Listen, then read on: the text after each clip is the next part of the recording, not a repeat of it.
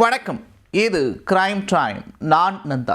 பொள்ளாச்சி அருகே வேலைக்கு வந்த சிறுமியிடம் பாலியல் சீண்டலில் ஈடுபட்ட காய தொழிற்சாலை உரிமையாளர் சிறுமி மீது திருட்டு பட்டம் கட்டி கொடூரமாக தாக்கிய சம்பவம் பெரும் அதிர்வலைகளை ஏற்படுத்தியுள்ளது. தொழிற்சாலை உரிமையாளர் மீது போக்சோ வழக்கு பாய்ந்திருக்கும் நிலையில் தலைமறைவான குற்றவாளி சிக்குவாரா?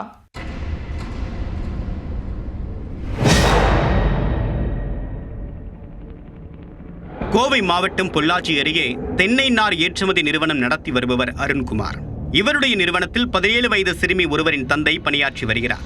சிறுமியின் தந்தை அருண்குமாரிடம் கடனாக பணம் பெற்றிருப்பதாக கூறப்படுகிறது.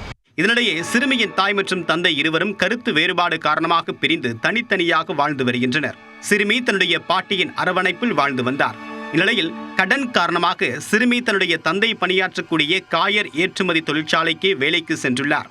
தொழிற்சாலையில் உரிமையாளர் அருண்குமார் அவ்வப்போது சிறுமியிடம் பாலியல் ரீதியாக அத்துமீறி தகாத முறையில் நடந்து கொண்டதாக கூறப்படுகிறது. இது குறித்து சிறுமி பலமுறை தன்னுடைய அத்தை சுகன்யாவிடம் கூறியுள்ளார். அப்போதெல்லாம் அவர் இதை வெளியில் சொல்ல வேண்டாம் என்று தடுத்து மிரட்டியதாக கூறப்படுகிறது. அதன் பிறகும் பலமுறை பாலியல் சீண்டல் தொடர்ந்ததால் மன உளைச்சல் அடைந்த சிறுமி இது குறித்து தன்னுடைய தந்தையிடம் சொல்ல பயந்து வேறு ஒரு கடைக்கு தற்காலிகமாக பணிக்கு சென்றுள்ளார்.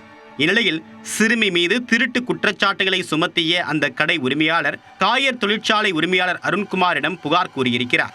இதையடுத்து சிறுமியை மீண்டும் காயர் தொழிற்சாலைக்கு அழைத்து வந்த அருண்குமார் தந்தையின் கண் முன்பே சரமாரியாக அடித்து துன்புறுத்தியுள்ளார். அதேபோல சிறுமியின் உறவினரான சுகன்யா என்பவரும் சிறுமியை கடுமையாக தாக்கியதாக கூறப்படுகிறது.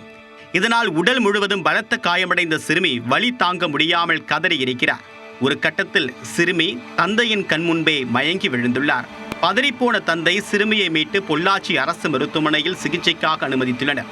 இந்த சம்பவம் குறித்து சிறுமியின் தாய்க்கு தெரிய வரவே மருத்துவமனைக்கு சென்று பார்த்து அதிர்ச்சியில் உறைந்து போனார். உடனடியாக பொள்ளாச்சி அனைத்து மகளிர் காவல் நிலையத்திற்கு நேரில் சென்று தன்னுடைய மகளுக்கு நேர்ந்த கொடுமை குறித்து புகார் அளித்துள்ளார். புகாரின் பேரில் உடனே களத்தில் இறங்கிய போலீசார் சிறுமியிடம் நேரில் சென்று விசாரணை மேற்கொண்ட போது சிறுமி கொடூரமாக தாக்கப்பட்டிருப்பதைக் கண்டு அதிர்ந்து போயினர். உடனே அருண்குமார் மீது போக்சோ வழக்கு பதிவு செய்த போலீசார் தலைமறைவாக உள்ள அவரை தேடி வருகின்றனர். வேலைக்கு வந்த சிறுமியிடம் பாலியல் சீண்டலில் ஈடுபட்ட தொழிற்சாலை உரிமையாளர் சிறுமி மீது திருட்டு பட்டம் கட்டி கொடூரமாக அடித்து துன்புறுத்திய சம்பவம் அந்த பகுதியில் பெரும் அதிர்வலைகளை ஏற்படுத்தியுள்ளது.